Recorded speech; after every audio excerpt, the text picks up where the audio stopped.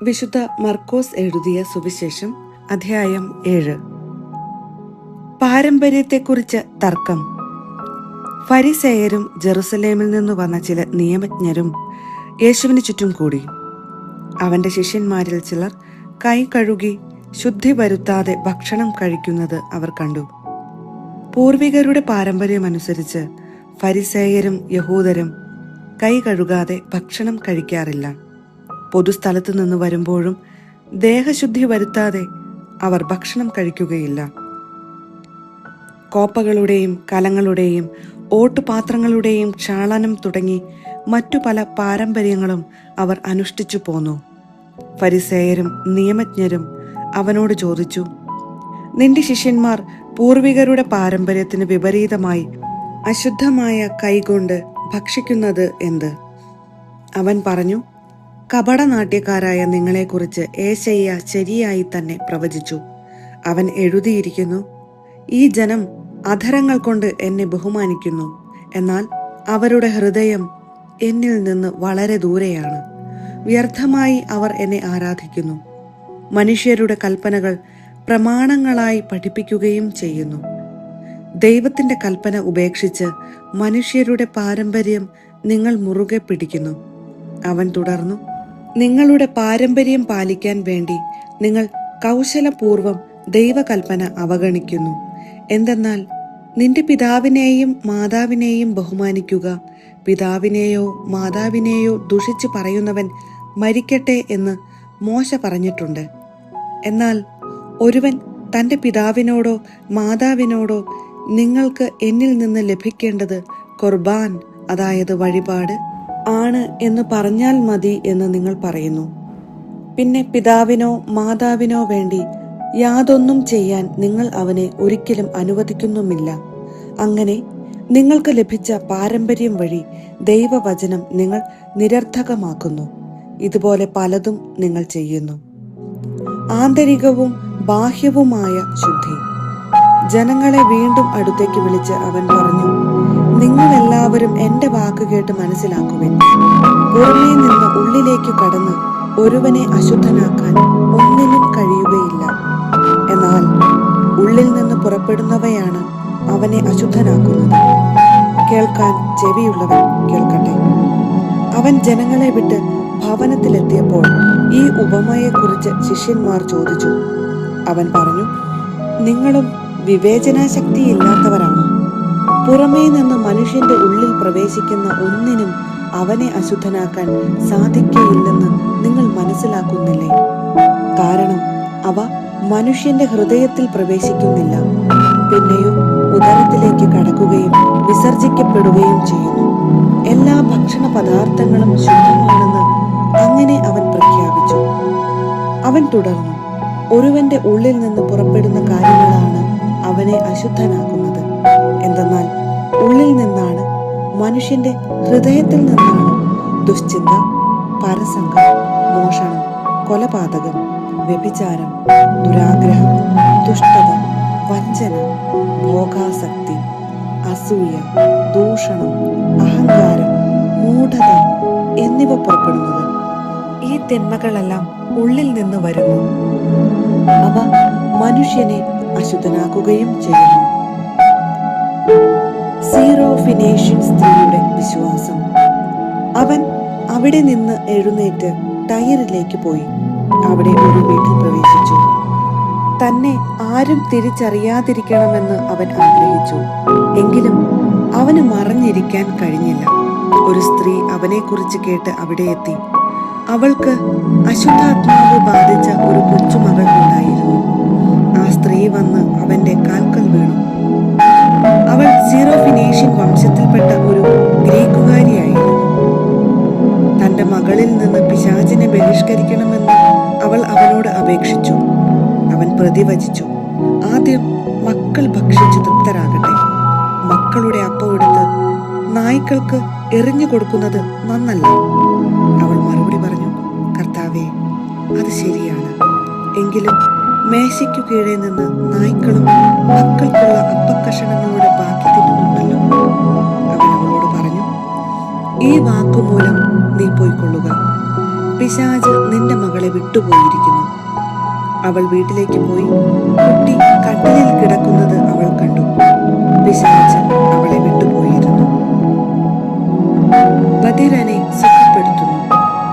അവൻ ടൈർ പ്രദേശത്തു നിന്ന് പുറപ്പെട്ട് സീദോൻ കടന്ന് ദെക്കാപോളിസ് പ്രദേശത്തുകൂടെ ഗലീലി കടൽ തീരത്തേക്ക് പോയി. ബധിരനും സംസാരത്തിന് തടസ്സമുണ്ടായിരുന്നവനുമായ ഒരുവനെ അവർ അവന്റെ അടുത്ത് കൊണ്ടുവന്നു. അവന്റെ മേൽ കൈകൾ വയ്ക്കണമെന്ന് അവർ അവനോട് അപേക്ഷിച്ചു. യേശു അവനെ ജനക്കൂട്ടത്തിൽ നിന്ന് മാറ്റി നിർത്തി അവന്റെ ചെവികളിൽ വിരലുകളിട്ടു.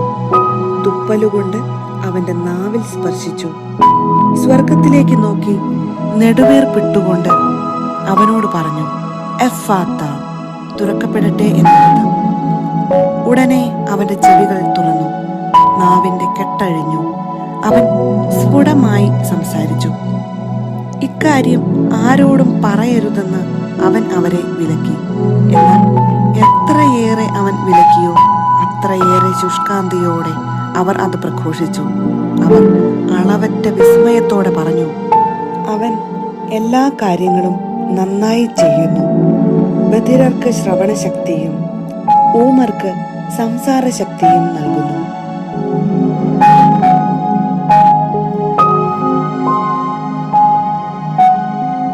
വിശുദ്ധ മർക്കോസ് എഴുതിയ സുവിശേഷം അധ്യായം 8. വീണ്ടും അപ്പം വർദ്ധിപ്പിക്കുന്നു. ആ ദിവസങ്ങളിൽ വീണ്ടും ഒരു വലിയ ജനാവലി ഒന്നിച്ചുകൂടി. അവർക്ക് ഭക്ഷിക്കാൻ ഒന്നുമുണ്ടായിരുന്നില്ല. അവൻ ശിഷ്യന്മാരെ വിളിച്ചു പറഞ്ഞു, ഈ ജനക്കൂട്ടത്തോട് എനിക്ക് അനുകമ്പ തോന്നുന്നു. ഇവർ 3 ദിവസമായി എന്നോട് കൂടെയാണ്. അവർക്ക് ഭക്ഷിക്കാൻ ഒന്നുമില്ല. അവരെ വിശപ്പോടെ വീട്ടിലേക്ക് പറഞ്ഞയച്ചാൽ വഴിയിൽ തളർന്നു വീണേക്കും. ചിലർ ദൂരെ നിന്ന് വന്നവരാണ്. ശിഷ്യന്മാർ അവനോട് ചോദിച്ചു, ഈ വിജനസ്ഥലത്ത് ഇവർക്കെല്ലാം അപ്പം കൊടുക്കുന്നതെങ്ങനെ? അവൻ ചോദിച്ചു, നിങ്ങളുടെ പക്കൽ എത്ര അപ്പമുണ്ട്? 7 എന്ന് അവർ പറഞ്ഞു. അവൻ ജനക്കൂട്ടത്തോട് നിലത്തിരിക്കാൻ ആജ്ഞാപിച്ചു. പിന്നീട് അവൻ ആ 7 അപ്പം എടുത്ത് കൃതജ്ഞതാ സ്തോത്രം ചെയ്ത് മുറിച്ച് ജനങ്ങൾക്ക് വിളമ്പാൻ ശിഷ്യന്മാരെ ഏൽപ്പിച്ചു. അവർ അത് ജനങ്ങൾക്ക് വിളമ്പി. കുറെ ചെറിയ മത്സ്യങ്ങളും അവരുടെ പക്കലുണ്ടായിരുന്നു. അവൻ അവയും ആശീർവദിച്ചു വിളമ്പാൻ ശിഷ്യന്മാരെ ഏൽപ്പിച്ചു. ജനം ഭക്ഷിച്ച് തൃപ്തരായി. ശേഷിച്ച കഷണങ്ങൾ 7 കുട്ട നിറയെ അവർ ശേഖരിച്ചു.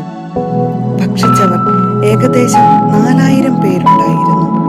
അവൻ അവരെ പറഞ്ഞയച്ചതിനു ശേഷം ശിഷ്യന്മാരോടൊപ്പം ഒരു വഞ്ചിയിൽ കയറി ദൽമാനൂത്ത പ്രദേശത്തേക്ക് പോയി. ഫരിസേയർ അടയാളം ആവശ്യപ്പെടുന്നു. ഫരിസേയർ വന്ന് അവനുമായി തർക്കിക്കാൻ തുടങ്ങി. അവർ അവനെ പരീക്ഷിച്ചുകൊണ്ട് സ്വർഗത്തിൽ നിന്ന് ഒരു അടയാളം ആവശ്യപ്പെട്ടു. അവൻ ആത്മാവിൽ അഗാധമായി നെടുവീർപ്പിട്ടുകൊണ്ട് പറഞ്ഞു, എന്തുകൊണ്ടാണ് ഈ തലമുറ അടയാളം അന്വേഷിക്കുന്നത്? സത്യമായി ഞാൻ നിങ്ങളോട് പറയുന്നു, ഈ തലമുറയ്ക്ക് അടയാളം നൽകപ്പെടുകയില്ല. അവൻ അവരെ വിട്ട് വീണ്ടും വഞ്ചിയിൽ കയറി മറുകരയിലേക്ക് പോയി. ഫരിസേയരുടെ പുളിമാവ്. ശിഷ്യന്മാർ അപ്പം എടുക്കാൻ മറന്നുപോയിരുന്നു. വഞ്ചിയിൽ അവരുടെ പക്കൽ ഒരപ്പം മാത്രമേ ഉണ്ടായിരുന്നുള്ളൂ. അവൻ മുന്നറിയിപ്പ് നൽകി, നിങ്ങൾ ജാഗരൂകരായിരിക്കുവിൻ. ഫരിസേയരുടെയും ഹേറോദേസിന്റെയും പുളിപ്പിനെ കുറിച്ച് കരുതലോടെ ഇരിക്കുവിൻ. അവൻ ഇങ്ങനെ പറഞ്ഞത് തങ്ങളുടെ പക്കൽ അപ്പം ഇല്ലാത്തത് കൊണ്ടാണെന്ന് അവർ പരസ്പരം പറഞ്ഞു. ഇത് മനസ്സിലാക്കിയ യേശു അവരോട് പറഞ്ഞു, നിങ്ങൾക്ക് അപ്പമില്ലാത്തതിനെ കുറിച്ച് എന്തിന് തർക്കിക്കുന്നു? ഇനിയും നിങ്ങൾ മനസ്സിലാക്കുകയും ഗ്രഹിക്കുകയും ചെയ്യുന്നില്ലേ? നിങ്ങളുടെ ഹൃദയങ്ങൾ മന്ദീഭവിച്ചിരിക്കുന്നുവോ?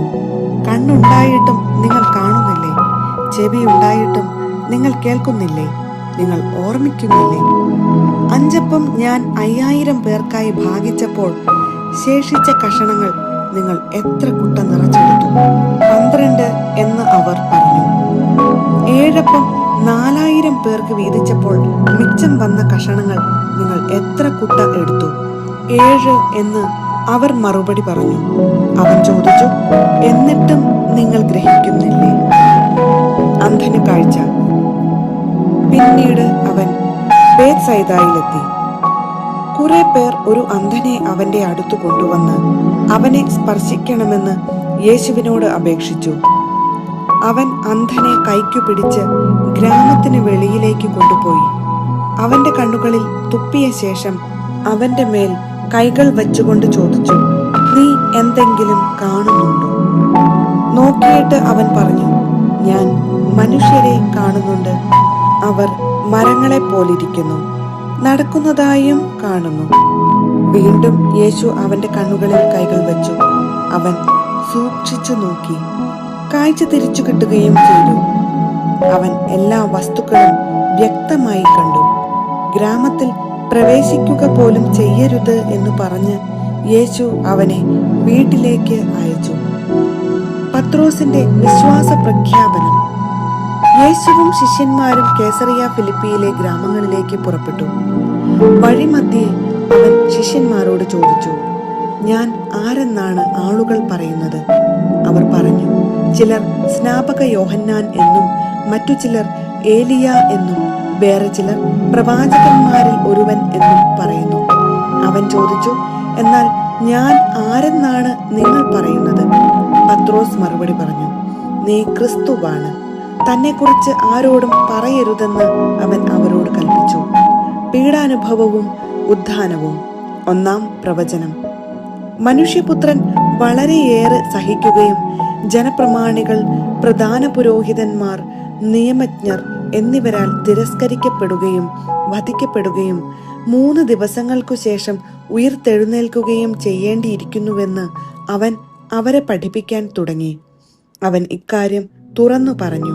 അപ്പോൾ പത്രോസ് അവനെ മാറ്റി നിർത്തിക്കൊണ്ട് തടസ്സം പറയാൻ തുടങ്ങി. യേശു പിന്തിരിഞ്ഞു നോക്കിയപ്പോൾ ശിഷ്യന്മാർ നിൽക്കുന്നത് കണ്ട് പത്രോസിനെ ശാസിച്ചുകൊണ്ട് പറഞ്ഞു, സാത്താനെ, നീ എന്റെ മുൻപിൽ നിന്ന് പോകൂ. നിന്റെ ചിന്ത ദൈവികമല്ല, മാനുഷികമാണ്. അവൻ ശിഷ്യന്മാരോടൊപ്പം ജനക്കൂട്ടത്തെയും തന്റെ അടുത്തേക്ക് വിളിച്ചു വരുത്തി അവരോട് പറഞ്ഞു, ആരെങ്കിലും എന്നെ അനുഗമിക്കാൻ ആഗ്രഹിക്കുന്നെങ്കിൽ അവൻ തന്നെ പരിത്യജിച്ച് തന്റെ കുരിശുമെടുത്ത് എന്നെ അനുഗമിക്കട്ടെ. സ്വന്തം ജീവൻ രക്ഷിക്കാൻ ആഗ്രഹിക്കുന്നവൻ അത് നഷ്ടപ്പെടുത്തും. ആരെങ്കിലും എനിക്കു വേണ്ടിയോ സുവിശേഷത്തിന് വേണ്ടിയോ സ്വന്തം ജീവൻ നഷ്ടപ്പെടുത്തിയാൽ അവൻ അതിനെ രക്ഷിക്കും. ഒരുവൻ ലോകം മുഴുവൻ നേടിയാലും തന്റെ ആത്മാവിനെ നഷ്ടപ്പെടുത്തിയാൽ അതുകൊണ്ട് അവന് എന്തു പ്രയോജനം? മനുഷ്യൻ സ്വന്തം ആത്മാവിന് പകരമായി എന്തു കൊടുക്കും? പാപം നിറഞ്ഞതും അവിശ്വസ്തവുമായ ഈ തലമുറയിൽ എന്നെക്കുറിച്ചോ എന്റെ വചനങ്ങളെക്കുറിച്ചോ ലജ്ജിക്കുന്നവനെ പറ്റി മനുഷ്യപുത്രനും തന്റെ പിതാവിന്റെ മഹത്വത്തിൽ പരിശുദ്ധ ദൂതന്മാരോടുകൂടെ വരുമ്പോൾ ലജ്ജിക്കും.